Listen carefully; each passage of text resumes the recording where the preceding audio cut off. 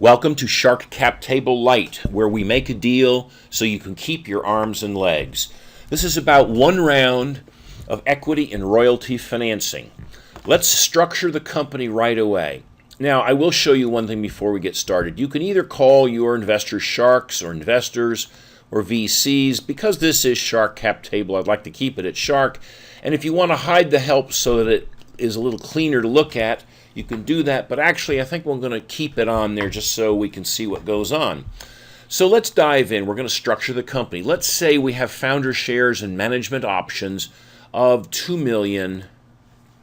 And I'm going to move these little guys off to the right-hand side here so that we don't have to read them. That's the pop-up information. Now, we need to put an option pool, and professional investors usually like around a 15% of founder shares for the option pool. That's to pay for future managers, to give them a meaningful stake in the company. And we've got a nominal option pool cost, so we got $100 there. We can make it to 200, doesn't make any difference. The reason we have a number in there is so that you don't get strange calculations with num from the Excel IRR calculations. All right, so now the detailed founder valuation. What is your company worth today pre-Shark? Well, let's assume that you have some skin in the game and maybe you got $25,000. Now, from sheet detailed founder valuation, we already have $450,000. I'm going to go over to the sheet which is labeled detailed founder valuation, and here is the detail. And you can put in anything you want to in these blue numbers, and you can change the headings. And so we have $476,000, and that is the number there. So we have $26,000 in skin and $450 and everything else.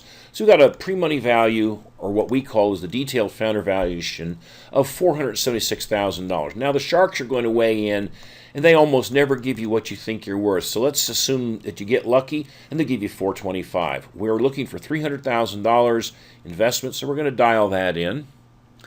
And when we do that, we've pretty much done the deal, but we're going to come down and take a look at it further. One of the things we need to do is establish, we need to establish the revenue projections. I've already put some in to save time. And we think we're going to sell in year 4. Let's sell for a multiple of let's go to 2. Multiple of 2. Might not be too outrageous because we're looking at a 2-year window here, and that's really 1 times next year's earnings. All right. So next thing we want to do is we want to come down here and we want to look at the equity deal. And these are what we have entered above. There's the $300,000 royalty investment. The number of shares is calculated based upon the pre-money value, which is this. So you got shares and price per share. Notice that when we change this, they change. So we'll keep it at $425.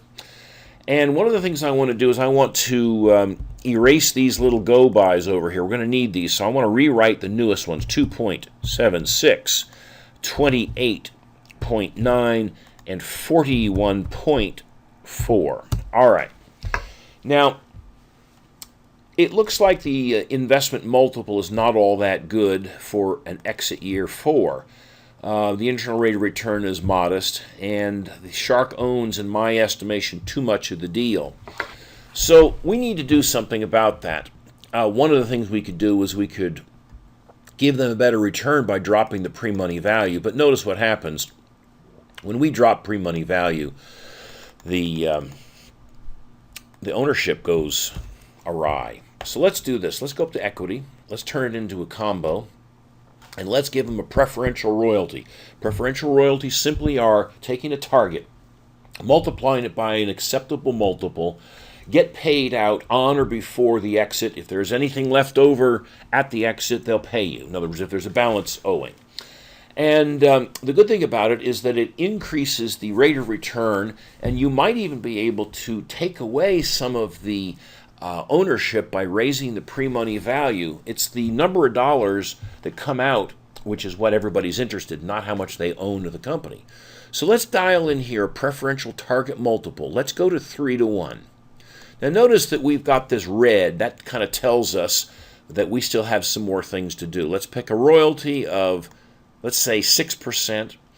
And we don't really have a royalty investment, but we have a target. Let's make about $50,000 the target. So 3 times 50 is 150. So here we have preferential royalty revenue at 3 times the target, and there we have it. Now notice that the pricing of the shares is the same, number of shares, and that's going to be true until we start playing around with the pre-money value. All right, now let's see what we can do here to make the situation better. If they're happy with a 28, by virtue of this 150 extra, they get now a 35% internal rate of return. You could solve for multiple as well, trying to make the multiples the same as before. But I like the internal rate of return because it means more. It's time sensitive. So without further ado, we're going to come up here and we're going to look at the 28.9. We're going to make this 28.9 by increasing this 28, 28, 29, 28. Now that's close enough. Now let's see what we've done. We used to have 41%. Now they have 32.4 and they still have the same internal rate of return. So presto, you've now seen the advantage of using a preferential royalty. Now over here, of course, we've got lots of little helpful hints, and I would suggest that you read them. But you can follow this, and we've just done a successful deal. Now let's come on down here and see what else we have in this program. Well, we have a concatenated paragraph which you can cut and paste and use in your own documentation. We also have a capitalization table, and it even shows, of course, what is going on with the shark share. It shows that it has a 6% preferential royalty with a 3 times the target.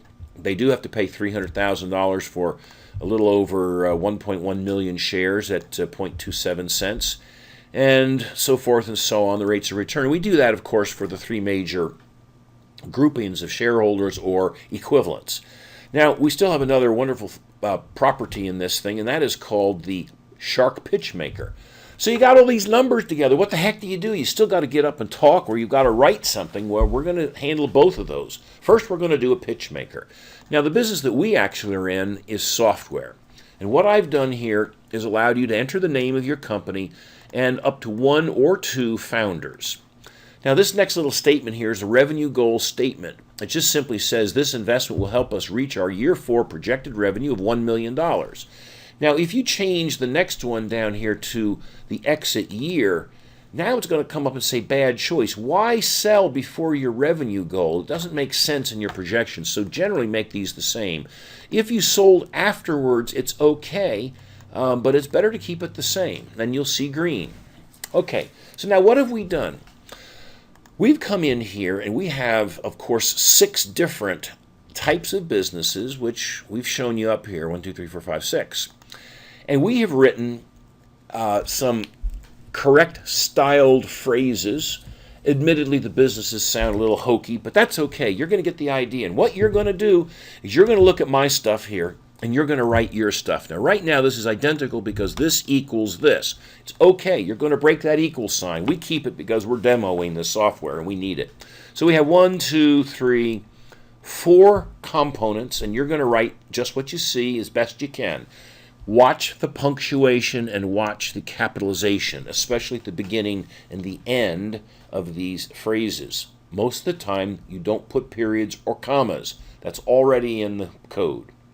Now, having done all this, look what we get. We get a nice big fat paragraph with all the stuff you'd ever need to talk about. You can cut and paste and put that into your deal. So, one more thing that we do here is we have an executive summary. Now, this summary of the opportunity, you actually have to write yourself. It is not automatic. I'm going to come to how you do that, but first I'm going to show you what else we have here. Of course, we have our revenue projections. This is the discussion, that concatenated statement about proposed offering expected investment returns. Here's your capitalization table. And again, up comes this pitch. Let's get back to this first paragraph, the summary of opportunity. I want to direct your attention back to the tab, Detailed Founder Valuation. You've seen this, you've been here before. But I want you to scroll down and I want you to look at these 11 questions. Very important.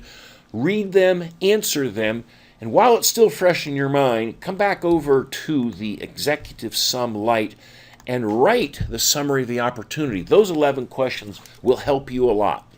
And of course, this summary gets printed as a single page, turned into a PDF, send it out, and get some kind of feedback early on before you get going too deep in your business. You'll get an idea whether people think this is a good, bad, or indifferent deal and whether the pricing is correct. Listen, let us know how you're doing. Email us. This is a great product. It is one of 3 that you get all in one. You get the Lite, which is what we just showed. I want to tell you one more thing. This is the Fast, and Fast works only if you do not have a combo deal. So you're seeing a big red line up here. That's the big warning sign that comes back here and says if you want to do a Fast deal and not do anything with royalties, you have to come up here and you have to get rid of these royalty numbers, just scroll them out, spin them out, and then set this as an equity deal. You come back to Fast and you've already got all the same numbers in there. You can also turn this around and enter your basic numbers here before you get into the fine-tuning with royalties. So if I've confused you, it's very simple. Make sure, if you're going to use Fast, that you see equity here and that you have previously taken out the royalty conditions. And then you can use Fast. And Fast is a simple way to crank up and go. And there it is. Thanks again. Have fun. Make some money. Let us know about it.